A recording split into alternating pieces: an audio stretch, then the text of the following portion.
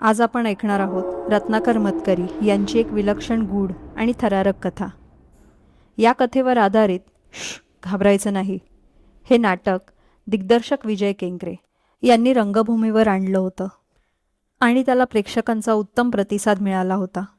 मीही याची साक्षीदार आहे. सध्या या नाटकाचे प्रयोग होत नसले तरी ते पुन्हा लवकरच सुरू होईल याची अपेक्षा आहे. चला तर मग या रहस्यमय प्रवासाला सुरुवात करूया. पावसातला पाहुणा. पाहुणा दारापाशी येतो तेव्हा बाहेर अंधारून आलेले असते. दिवसभर नुसते शिजत असते. सूर्य माथ्यावर येताच सुरू झालेला उकाडा उन्हाबरोबर वाढतच गेलेला असतो. कधी एकदा पाऊस पडेल असे होते. अंगातून घामाच्या धारा लागलेल्या असतात. चांगला झडझडून पाऊस पडून गेल्याशिवाय जीवाची काहिरी थांबणार नसते. सारे वातावरण असे तव्यासारखे तापल्यानंतर पाऊस आल्याशिवाय राहत नाही. हळूहळू ढग जमू लागतात. पाऊस पडण्याचा रंग दिसू लागतो. ऊन तर उतरलेलेच असते, पण आता ढगांचेच सावट पडू लागते. पाहुणा दारापाशी येतो तेव्हा बाहेर अंधारून आलेले असते. पाऊस अगदी कडेशी येऊन ठेपलेला असतो. केव्हा सर येईल याचा नेम नाही. आणि होतेही तसेच. पाहुणा पायरीवर पाय ठेवतो आणि बाहेर आभाळ कोसळू लागते. तो दरवाजाची कडी वाजवतो. हरिनाथ आरामखुर्चीत स्वस्त बसून असतात. तोंडाने कसले तरी स्तोत्र गुणगुणत. श्वासाबरोबर त्यांचे पोटही वरखाली होत असते आणि पोटाबरोबर जानवे. दंडावर भस्माचे पट्टे ओढलेले हात ताल दिल्याप्रमाणे हलत असतात. डोळे मिटलेली त्यांची ती मूर्ती ध्यानस्थ बसल्यासारखी दिसते. दाराची कडी खटखटताच ते डोळे उघडतात. फक्त एवढेच, बाकी कसलीही हालचाल नाही. बाहेर गडगडते. पाहुणा अधीर होतो. पुन्हा कडी वाजवतो. हरिनाथ बोटाची चिमटी करून तिने आपल्या गुबगुबीत छातीला एकदा उजवीकडे एकदा डावीकडे स्पर्श करतात. त्यांचे ओठ काहीतरी पुटपुटू लागतात. पाहुणा पुन्हा एकदा कडी वाजवतो. जरा जोराने, हुकमतीने. आता दार उघडले गेलेच पाहिजे. पावसाचा सपकारा थेट पायऱ्यांवर देखील येत आहे. पाहुणा अस्वस्थपणे नक्षीदार मुठीची काठी या हातातून त्या हातात खेळवीत राहतो. पुन्हा एकदा कडी वाजवतो. जरा जोराने, हुकमतीने. आतल्या दारांवरच्या काचेच्या नळ्यांचा पडदा खळखळतो. निरांजनी दारात येऊन उभी राहते. ती उघडच कडीचा आवाज ऐकून बाहेर आली आहे, पण हरिनाथांच्या परवानगी वाचून तिचे पाऊल उचलत नाही. ती उंबरठ्यात खिळून उभी राहते, चित्रासारखी. तसे ते चित्र दिसते अत्यंत मोहक. पिंगट केश सांभार मोकळा सुटून कमरेखाली पोहोचला आहे. त्याने वेढलेला गोरा टवटवीत चेहरा पानात फुललेल्या पांढरा शुभ्र कवटी चाफ्यासारखा दिसतो. तारुण्य नुसते अंगाअंगातून उसळत आहे. तेव्हा ऊर असो की उचललेले पाऊल असो, प्रत्येकच अवयव कसा घोटीव बनला आहे. हरिनाथ नुसते हात उचलतात आणि ते चित्र भंग पावते. निरांजनी पाऊल उंबरठ्याबाहेर टाकते. हरिनाथ दरवाजाकडे दृष्टी फिरवतात. निरांजनी पुढे होऊन दरवाजा उघडते. तत्क्षणी तिची नजर पाहुण्यावर पडते आणि तिथेच स्थिर होते. अचानक दार उघडले जाताच दृष्टीला पडलेल्या या अलौकिक लावण्याने पाहुणा चकित होतो. नजरा बांधून ती दोघे एकमेकांकडे पाहत राहतात. हरिनाथ बसल्या जागेवरूनच निरांजनीच्या पाठमोऱ्या आकृतीकडे दृष्टिक्षेप करतात. जणू त्या दृष्टीचा स्पर्श झाल्यासारखी निरांजनी चमकते, वळते. बाजूला होऊन पाहुण्याला वाट करून देते. पाहुणा आत येतो. हरिनाथ त्याला अपादमस्तक निहाळतात. पाहुणा अत्यंत देखणा आहे. अंगापिंडाने भरलेला आहे. शरीर तारुण्याने रसरसलेले. त्याच्या त्या तारुण्यात एक विलक्षण शक्ती आहे. विलक्षण. पाहुण्याचे डोळे हिरवट रंगाचे आहेत. एखाद्या खोल, गूढ डोहासारखे ते दिसतात. जागोजाग वेलींची जाळी असलेला, पाण सापांनी वेढलेला असा डोह. पाहुण्याचे कपाळ भव्य आहे. चेहऱ्यावरून वाटते की याने खूप पाहिले आहे, आणि तरीही कसा कोण जाणे, पण तो पोरसवदा वाटेल इतका तरुण दिसतो. त्याचे हिरवट डोळे निरंजनीवर खिळतात. ही या माणसाची बायको? इतकी तरुण? इतकी? तसे पाहिले तर हिला हा नवरा मुळीच शोभत नाही. याचे वय बरेच असावे. अंगकांती चांगली सतेज असली तरी याला तरुण निश्चित म्हणता येणार नाही. पाहुण्याच्या विचारांचा पडसाद निरांजनीच्या मनातही उठल्याशिवाय राहत नाही. तिच्या मनात एक सुंदर फूल उमलू लागते, पण त्या फुलाच्या सुगंधाचा तिला स्वतःलाच संकोच वाटतो. ती लाजून मान खाली घालते. पदराच्या शेवाशी चाळा करीत उभी राहते. हरिनाथ तिच्याकडे पाहतात. मग डोळे किलकिले करून पाहुण्याकडे पाहतात. अचानकपणे ते म्हणतात, बसा. पाहुणा बसतो. हातातल्या काठीशी खेळत त्याच्याकडे रोखून पाहत तो म्हणतो, मी कालदुर्गातून आलो. निरांजनी त्याच्याकडे अर्धवट विस्मयाने, अर्धवट आदराने पाहते. हा कालदुर्गातून आला? जिथे वस्ती नाही, जिथे जायला कोणी धजत नाही, अशा त्या दुर्गम एकाकी किल्ल्यावरून हा आला? मी पुराण वस्तू संशोधक आहे. निरांजनीच्या नजरेने देखील पाहुण्याला उत्तेजन मिळते. संशोधक म्हटल्यानंतर एखादा पुराण पुरुष डोळ्यासमोर येतो, नाही? त्या मानानं हा फारच तरुण दिसतोय, असं वाटत असेल ना तुम्हाला? सर्वांनाच आश्चर्य वाटतं माझ्या तारुण्याचं. तुम्ही आत्ता येतंय हे कालदुर्गाकडून, असंच म्हणालात ना? एवढेच हरिनाथ विचारतात. पाहुणा हसतो. कालदुर्गाची फारच भीती घेतलेली दिसते आहे इथल्या लोकांनी. पाहुणा हसत म्हणतो, कालदुर्गाचा स्वामी कालदमन दुर्गातून बाहेर पडतो आणि इथल्या भागात संचार करतो, अशी प्रचलित समजूत आहे, होय ना? निरांजनीला काहीतरी बोलायचे असते, पण धीर होत नाही. 400 वर्ष झाली कालदमनाला. अजूनही तो जिवंत आहे असं म्हणतात. त्याला वृद्धत्वामुळे मृत्यू येणं शक्य नाही, कारण तो म्हणे दुसऱ्यांची शक्ती शोषून घेतो आणि पुन्हा तरुण होतो. पाहुणा हसतो. त्याची नजर भिरभिरीत दाराबाहेर जाते. पाण्याच्या झिरझिरीत पडद्यातून दिसणाऱ्या दूरवरच्या कालदुर्गाकडे तो पाहत राहतो. घरासमोरची पायवाट थेट दुर्गाकडे जाते. दोन्ही बाजूंना दाट झाडी. दिवसा काळोखल्यासारखे व्हावे तशी ती पायवाट संपते तिथेच कालदुर्गाचा दगडी तट उभा आहे. त्या तटावर आता तृण माजले असले तरी अधूनमधून डोकावणारा काळाशार दगड अंगावर शहारे आणतो. जागोजाग वाळकी झाडे, त्यांच्या काटक्यांसारख्या डहाळ्यांनी तो तट असंख्य भाले टोचलेल्या शिरहीन कबंदासारखा दिसतो. पायवाट संपते तिथे दुर्गाची पहिली पायरी सुरू होते. वेड्यावाकड्या वरवर जात त्या पायऱ्या दृष्टीपलीकडे नाहीशा होतात. आता त्या ढासळल्या आहेत, त्यामुळे तो दुर्ग कुबड काढून बसलेल्या म्हाताऱ्यासारखा दिसतो. त्या दुर्गात आता कोणीच राहत नाही. जणू तो उदासवाणा ओसाड दुर्ग, त्याचा स्वामी कालदमन याची समाधीच असल्यासारखा भासतो. पण समाधी तरी कसे म्हणावे, कारण लोकांचा समज असा आहे की कालदमन अजून जिवंत आहे, कुठल्या तरी वेगळ्या रूपाने वावरत आहे. मी तुमच्याकडे आलो तो पावसाच्या भीतीनं, पाहुणा सांगू लागतो. पावसाला कधी सुरुवात होईल याचा नेम नव्हता. माझ्यापाशी छत्री नव्हती. पावसानं केव्हाही अडवलं असतं, थोडक्यात बचावलो. पाऊस कमी होईपर्यंत मी इथेच थांबलो तर आपली काही हरकत नाही ना? छे, हरकत कसली?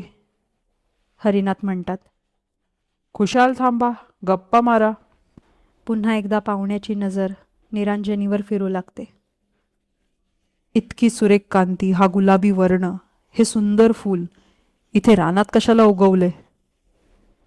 निरांजनीची नजर आता थोडी धीट होते. ती पाहुण्याचे शरीर टिपू लागते. ही रुंद छाती, हे बलदंड दंड. कोण असेल हा? हरिनाथ गप्पच असतात. मधून मधून ते निरंजनीवर नजर ठेवून आहेत. पाहुणा मोठा रंगेल दिसतो. कालदमन मोठा रंगेल होता असे लोक म्हणतात. पाहुण्याला हरिनाथांचे विचार वाचता येतात. या संशोधनात आम्हाला एक एक अशा चमत्कारिक कथा ऐकायला मिळतात. हरिनाथांचे लक्ष पाहुण्याच्या बोलण्यात नाही, ते खिळले आहे निरंजनीवर. तिची नजर मध्येच पाहुण्यावर लागते, मध्येच खाली वळते. क्षणार्धात परत धीट होते. तिचे ओठ किंचित विलग होतात. त्यांचा ओलसर लालिमा पोवळ्यासारखा तकाकतो. पाहुण्याला डोळ्यात साठवीत ती आर्क स्वरात विचारते, कालदमनाची कथा ऐकलीत एखादी? कालदमनाची? पाहुणा हसतो. एकच का? त्याच्या कितीतरी कथा सांगू शकेन मी. मग सांगा ना एखादी. असे म्हणतच निरंजनी थोडी पुढे सरकते. निरंजनी. हरिनाथांचा करडा स्वर तिच्या कानावर पडतो. घरात जा, पाहुण्यांसाठी चहा घेऊन ये. चाबूक बसल्यासारखी निरंजनी जागची उठते. मुकाट्याने घरात निघून जाते. तिच्या पाठमोऱ्या आकृतीकडे पाहुणा पाहत राहतो. मनातल्या मनात तो कसला तरी निश्चय करतो. दोघेही गप्प बसून राहतात. एक विचित्र दडपण त्यांच्यावर पडते. दोघेही निरंजनीचाच विचार करीत असतात. मग ते काय ठरवित असतील कोण जाणे. बहुधा पाहुण्याला असे वाटत असावे की हरिनाथांसारख्याला निरंजनीसारखी सुकुमार पत्नी शोभत नाही. तिची खरी जागा आपल्यापाशीच. हरिनाथ पाहुण्याला एक क्षुल्लक तरुण याहून अधिक महत्त्व देत नाहीत. पण त्यांच्यापासून निरंजनीला धोका आहे हे त्यांना जाणवले असावे. बोलत मात्र कोणीच नाही. बाहेरची मुसळधार अजून चालूच आहे. झाडाझाडांमधून सपासप वर्षाव होत असतो. पाणी जमिनीला मिळत असते आणि रक्त फुटल्यासारखे लाल लाल ओहोळ वाहत असतात. पाण्याच्या पडद्याआड सारे काही नाहीसे होते. दारातून फक्त अंधुकपणे दिसतो तो अंतरावरचा कालदुर्ग. निरंजनी चहा घेऊन येते. कपबशी पाहुण्यांच्या पुढे करते. तिच्या गोऱ्या हाताकडे आणि त्या खळखळणाऱ्या हिरव्यागार बांगड्यांकडे तो पाहत राहतो. नकळत त्याचा हात पुढे होतो. तिच्या हातून कप घेताना तिच्या नतीळ नाजूक बोटांवर त्याचा उष्ण हात पडतो. ती हात चटकन मागे घेते. हरिनाथांकडे चोरटा कटाक्ष टाकते. त्यांनी पाहिले की काय कोण जाणे. चहाचा कप त्यांच्यापुढे धरताना तिचा हात थरथरतो. पण पाहुणा उत्साहित होऊन बोलू लागतो. तुम्हाला कालदमनाची दंतकथा ऐकायची होती ना? सांगतो, ऐका. चहा पिण्यापुरती बाजूला ठेवलेली काठी तो पुन्हा हातात खेळवू लागतो. असं म्हणतात की 400 वर्षे होऊन गेली तरी कालदमन अजून हयात आहे. दुसऱ्याची शक्ती शोषून घेऊन तो पुन्हा पुन्हा तरुण होतो. शक्ती शोषून घेण्याचं हे काम तो कसं करतो आहे ठाऊक? त्याच्यापाशी एक तलवार आहे. तिच्या सहाय्यानं. तलवार? निरंजनीच्या तोंडून नकळत उद्गार बाहेर पडतो.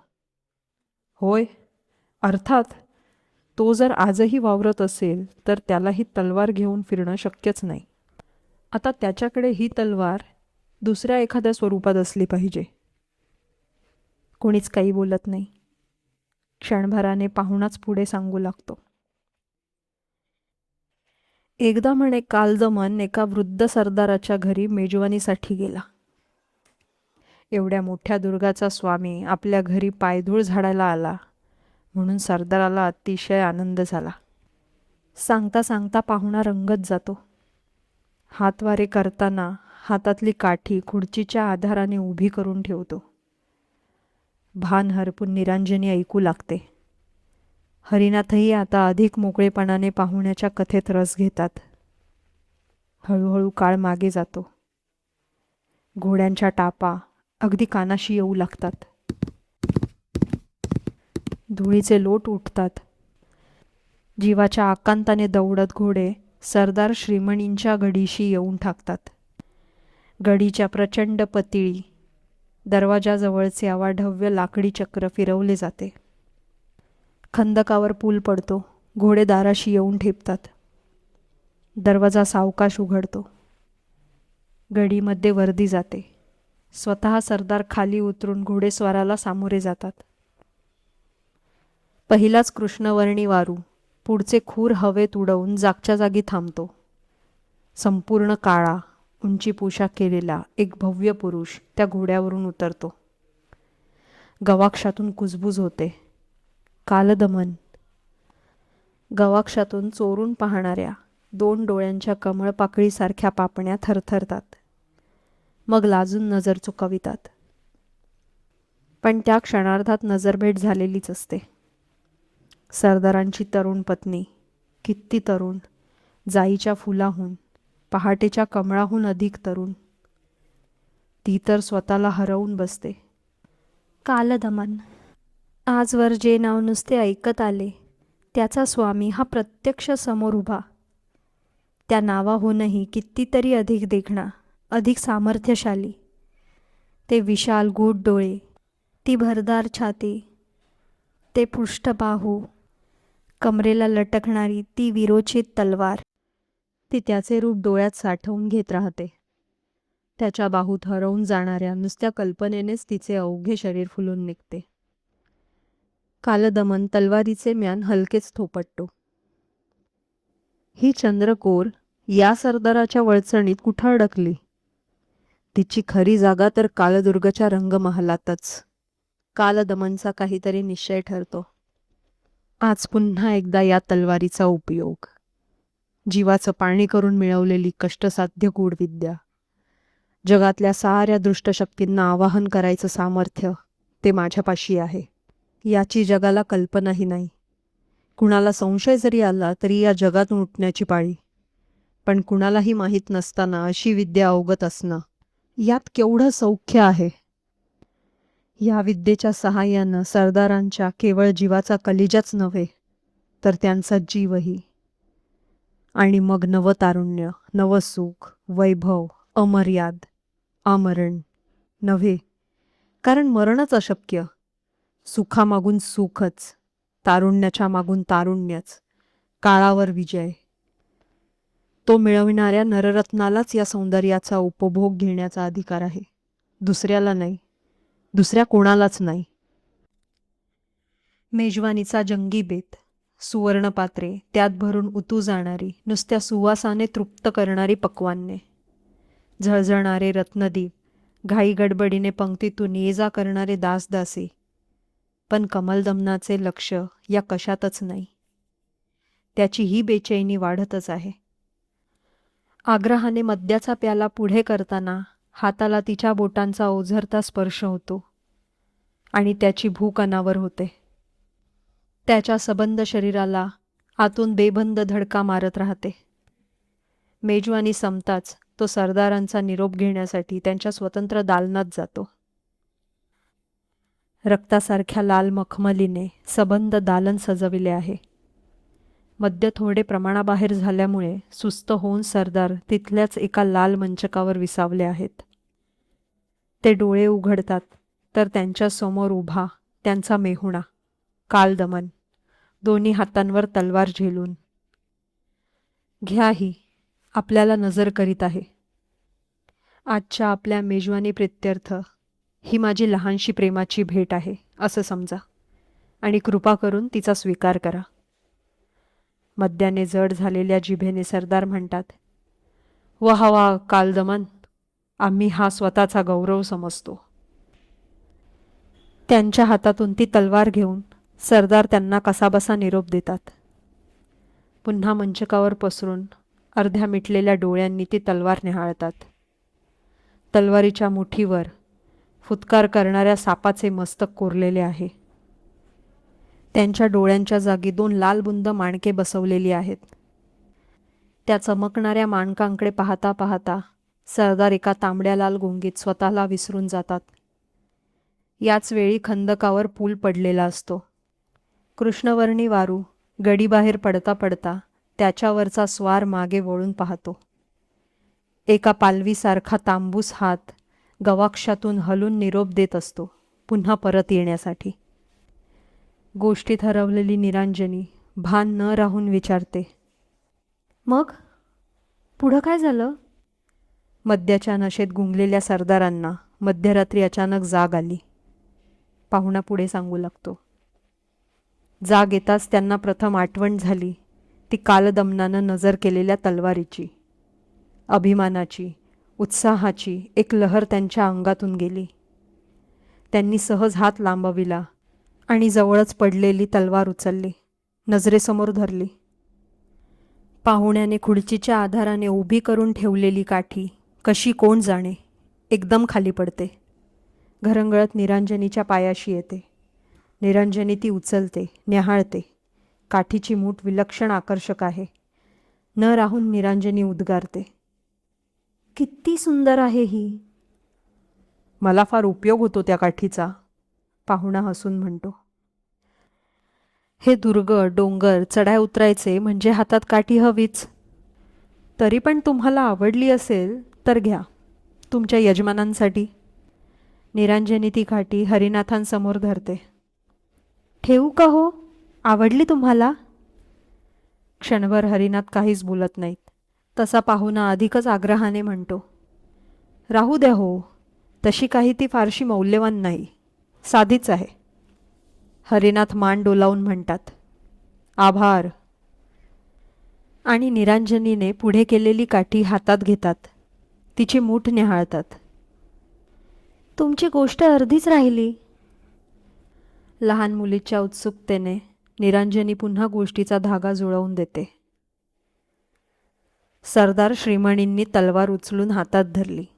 दालनात अवघा एकच रत्नदीप मिणमिणत होता. बाकी बाहेर सारा अंधारच अंधार पसरला होता. अपुऱ्या प्रकाशात मुठीवरच्या सर्पाकृतीच्या डोळ्यांची माणकं लखलखली. त्या लकाकीकडे सरदार भाल्यासारखे रोखून पाहत राहिले. एकाकी त्यांना ते सापाचं डोकं हल्ल्याचा भास झाला. माणकांमधून एक विषारी चमक चकाकली. 2 जिभा किंचित वळवळल्यासारख्या वाटल्या.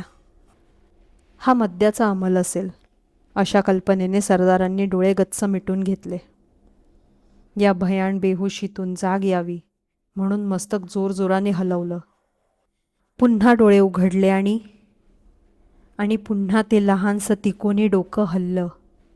डोळे त्यांच्यावर रोखले गेले. असले भयाण भास घडविणाऱ्या त्या तलवारीकडे पाहायचं देखील नाही असं ठरवून त्यांनी मान फिरवली. पण तेवढ्यात त्यांच्या हातावर एक थंडगार, विळविळीत स्पर्श फिरू लागला. त्यांनी चमकून पाहिलं. त्यांच्या हातात तलवार नव्हतीच. त्या जागी होता एक जहरी, काळा कुट्ट सर्प. किंकाळी सरदारांच्या ओठातच विरली. त्यांचं शरीर मागच्या मागे कोसळलं. भयंकर, फार भयंकर, निरांजनी शहारून उद्गारते. त्या कृष्ण सर्पानं सरदारांच्या हाताला अनेक वार दंश केला. त्यांचं जीवन, उरली सुरली सारी शक्ती शोषून घेऊन तो विषारी ओहोळ दरवाजाच्या फटीतून नाहीसा झाला. आणि आला तो थेट कालदमनाकडे. कालदमनानं त्याला हलकेच उचलून घेतले. त्याचं प्रेमभरानं चुंबन घेतलं. त्यानं शोषून आणलेलं नवजीवन, नवी शक्ती त्या चुंबनावाटे कालदमनाने शोषून घेतली. आता तो अधिकच तरुण होणार होता. वृद्ध होऊन मरणाची त्याला कधीच भीती नव्हती. नव्या तारुण्याचा सन्मान करण्यासाठी उद्या तो सरदार श्रीमणींच्या गढीवर जाणार होता. सरदारांच्या अकल्पित मृत्यूबद्दल सरदार पत्नीचं रिवाजाप्रमाणे सांत्वन करण्यासाठी आणि नंतर तिचा स्वीकार करण्यासाठी. तिला मात्र कालदमनाच्या कर्तृत्वाची काहीच कल्पना येणं शक्य नव्हतं. कारण कृष्णसर्प पुन्हा पूर्वव्रत तलवारीच्या रूपात कालदमनाच्या कमरेला लटकत होता. निरांजनीच्या अंगावर शहारे येतात. इतकी भयानक कथा तिने आजवर कधीच ऐकलेली नसते. जग इतके दुष्ट असू शकते याची त्या भाबड्या जीवाला कल्पनाही नसते. थिजल्यासारखी ती बसून राहते आणि हळूहळू तिला आपणच ती सरदार पत्नी आहोत असे वाटू लागते. नाजूक, तरुण, भाबडी सरदार पत्नी. पाहुण्याने सांगितलेल्या कथेची मग तिला भीती वाटेनाशी होते. ते सारे तिला गूढ सुंदर वाटू लागते. आटोक्यापलीकडचे, पण ज्याचा ध्यास घ्यावा असे काहीतरी अद्भुतरम्य. दारातून दूरचा कालदुर्ग दिसत असतो. सतत झरणाऱ्या पावसाच्या पडद्याआडून आता तो भयानक दिसत नाही.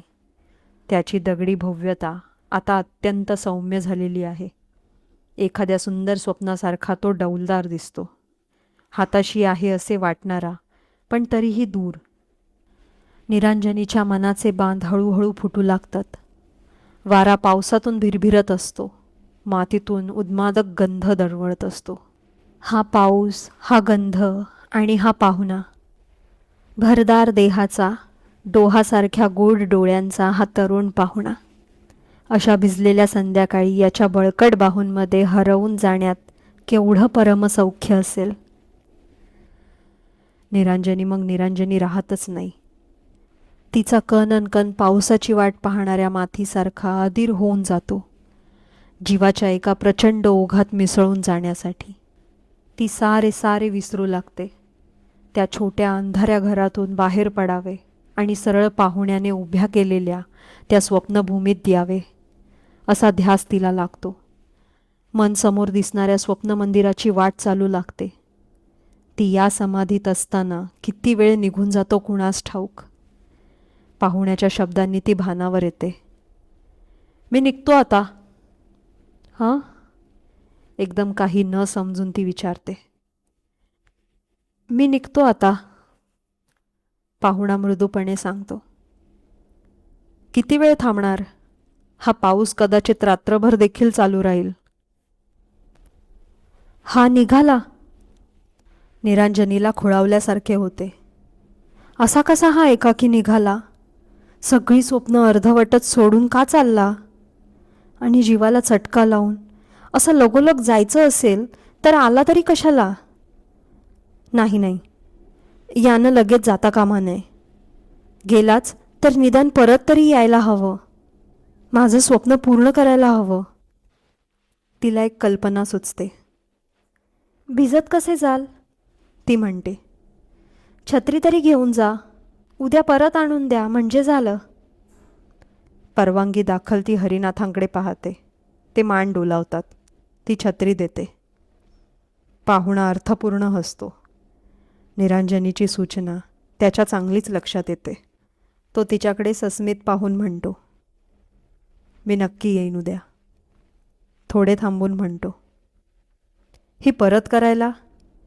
आणि तशा मुसळधार पावसात तो जातो. आता झपाट्याने रात्र पडू लागली आहे. खोलीतही अंधार आहे. थोड्याच क्षणात हातावरचे दिसेनासे होते. अंतरावरचा कालदुर्ग तर केव्हाच काळोखात गडप झालेला असतो. बाहेर सारे चिडचिप असते. फक्त पावसातून बेगुमानपणे हुंदडणाऱ्या वाऱ्याचा घोघो आवाज आणि पाचोळ्यांवर सडासडा वाजणारा पाऊस एवढेच ऐकू येते. मध्येच कुठेतरी एखादी आजारी भालू कपारीत विवळते. घर अगदीच निर्जन भागातले, पण या पावसाने आसपासचे रान अधिकच किर्र वाटू लागते. निरांजनी खांबाला टेकून किती वेळ कोण जाणे, पण तशीच उभी असते. पाहुणा गेला त्या दिशेकडे पाहत. तिच्या नजरेला तिथे काळोख दिसत नसतो. तिला दिसत असतो लाखो दिव्यांनी उजळलेला एक अद्भुत महाल. त्याच्या सुगंधाने सारा आसमंत व्यापला आहे. सुगंध आणि चांदणे. चमकन दिव्यांचा उजेड खोलीत पसरतो. निरांजनी चमकून वळते. हरिनाथांनी दिवा लावलेला असतो आणि तिला एकदम चटका बसतो.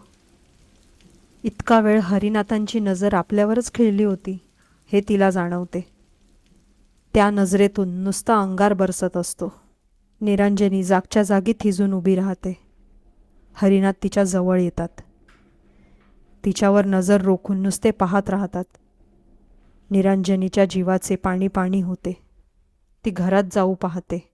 ते हात खांबाला धरून तिला अडवितात. तुला काय वाटलं? धीम्या घोगऱ्या स्वरात हरिनाथ विचारतात.